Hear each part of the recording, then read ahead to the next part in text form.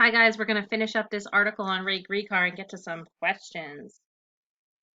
And then came the conspiracy theories, many of them centered around the Penn State and Jerry Sandusky child sex abuse scandal, which broke in 2011 and once again returned Ray to headlines. In 1998, Ray chose not to prosecute Sandusky after a sting operation revealed tantalizing, vague statements made by the assistant football coach in conjunction with an incident of alleged sexual assault on a minor. These days, aside from the occasional post on Reddit to correct the record, Tony and the rest of the family keep a low profile. He hasn't heard from the state police in 5 years, and the media spotlight has proven all too fickle and frustrating. If you spend any amount of time researching Ray Gricar on the internet, you'll come upon what Mel Wiley. In 1985, as Ray was preparing to run for DA in Center County, the police chief of a small farm community in northeast Ohio went missing. One theory posits that Ray took his inspiration from the case.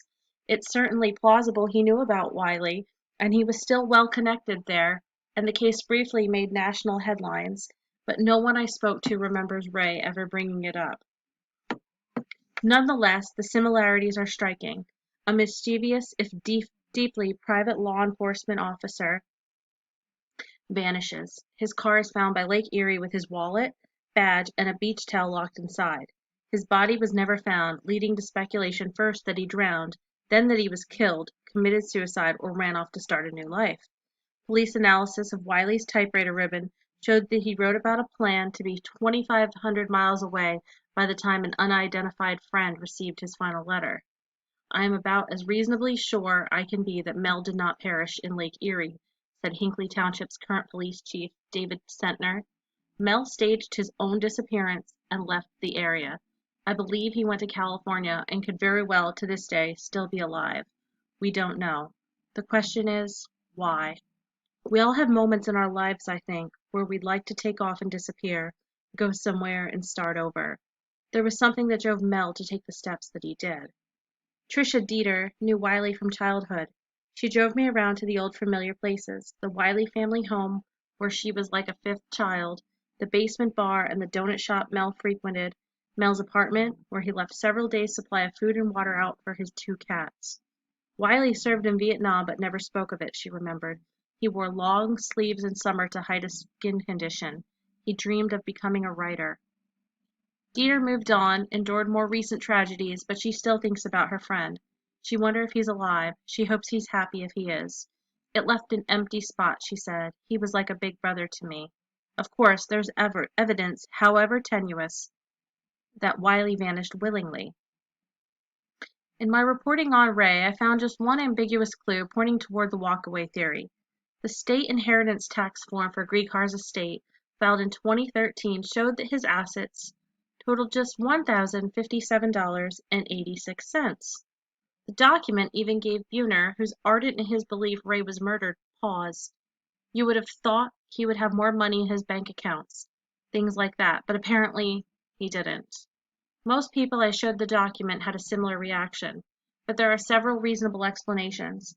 Ray had twice divorced, including as recently as 2001, which resulted in assets being divided with his exes. In Pennsylvania, pensions are exempt from inheritance tax. And finally, in the years prior to his disappearance, Ray was known to place his property in other people's names. The red Mini Cooper, for example, technically belonged to Fornicola.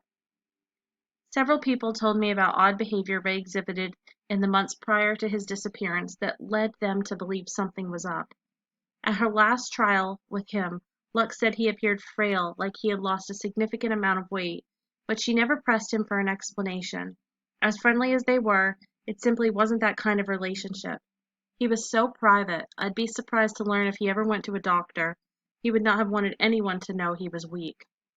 In another instance, at a scheduling conference weeks before his disappearance, he appeared confused. When asked about a date to begin trial, retired court clerk Cheryl Spots recalled Ray replying flatly, "I won't be here." He offered no further explanation and seemed reticent to even look at the judge, seemingly lost in thought staring at the bookcases. Ray, always so well prepared, didn't even bring his schedule book with him. I'm thinking if he did mean something by it, I wish I'd caught it, but I didn't. I'm hoping he meant that he'd be on vacation. Another witness I spoke to, an accountant named Donald Hauser, saw Ray driving his red Mini Cooper south on Route 15 near Lewisburg at about 5 p.m. on the day he disappeared. Hauser, who knew Ray through local Republican politics, pulled up beside him at a stoplight. He certain was him. It just seemed strange to me the way he was sitting, he recalled. He was thinking about something. He didn't look happy. Of course, when I read the news later on, it shook me up.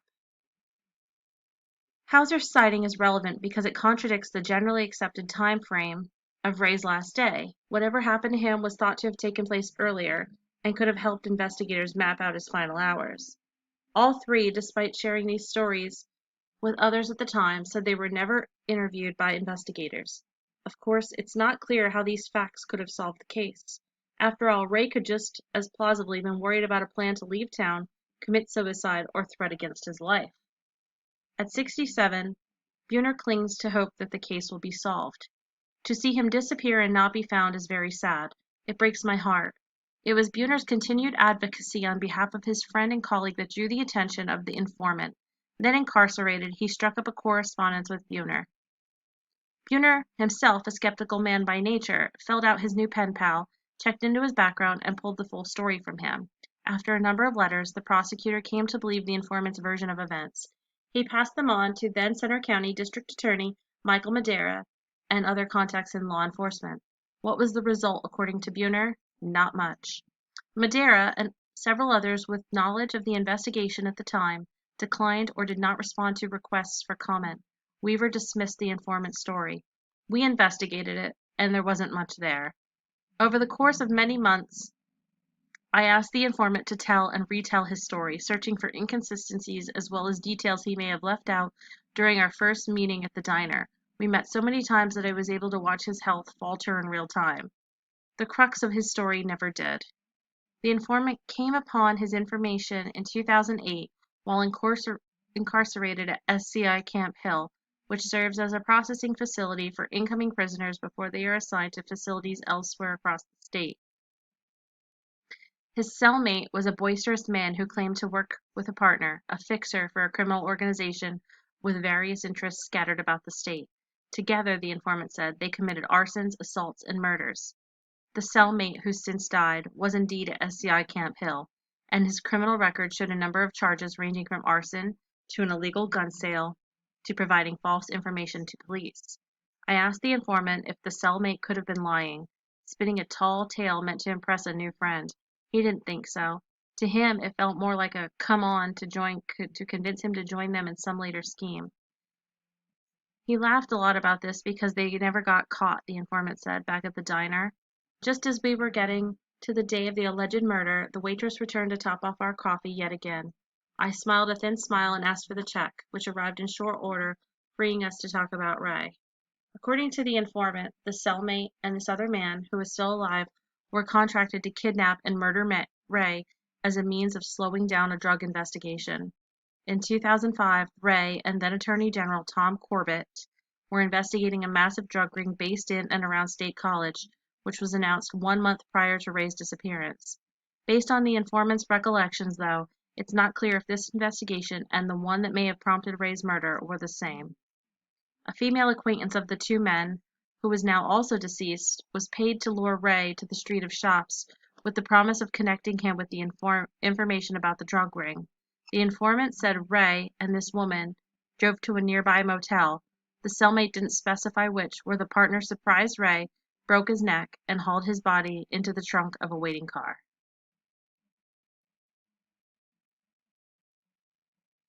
Then, as his story goes, the two men drove Ray's body to a remote game land and dumped his body down an abandoned mine shaft submerged in water. There's a patina of plausibility to the informant's story. Some of the people he named are real people with real criminal records. He's earned the faith of several law enforcement officials, and his version of events would explain why Ray's body was never found. And yet, the last time I saw the informant, his legs were swollen and his face was drawn and pale. He had been in and out of the doctor's offices, and the death of a family member cut him low. He was desperate for money, and I had to tell him that I couldn't offer any. I asked him for the last of nearly a half a dozen times if I could sit down with him and Google Maps, cross-reference the geography he remembers against mining and county tax records, and maybe figure out where the mine shaft might be. I'm just so exhausted, and I don't know what could happen. What could happen? Something awful. We began with a close-up on Dwayne Dixon, going on about his work, logging evidence into a computer at the Glendale Police Department, and slowly pull away from him. He's framed by the check-in window of the evidence room, initially large on the screen and then smaller and smaller still as the camera backs down on a nondescript hallway under the hum of sickly green fluorescent light. The camera jostles. Let's try it again, I say. The videographer sighs, exasperated, and resets. Dixon chuckles obligingly and says, "Sure, we can do one more." It's a shot I've had in my head since Penn Live signed off on this project. I described it in my storyboard, the one with 112 slides I created way back in July 2018. The perfect ending to this story of grief, uncertainty, and regret. But this is not a story that can be wrapped up with a slow pull away and a fade to black. Buhner's words linger. If Ray Gricar can disappear, what hope do the rest of us have? And yet the impulse to keep digging remains. It's been a while since Dixon talked about Ray, but he never turns down an opportunity. He says near the end of our marathon 2-day interview, because there's always a chance that the article or TV program will jog something loose and inspire someone to come forward. Can you tell that to the state police? I ask, joking but not really. Dixon laughs. Until I came to call, Dixon says, few of his colleagues in Glendale knew he'd been a police chief, let alone that he'd overseen a case that's generated such lasting interest or impacted so many lives. I'm retired, a civilian now, he says. Less stress. Dixon does not have the look. So now that we've looked at the Ray Gricar case, what do you think happened? I want you to use evidence from the readings. I want you to research online.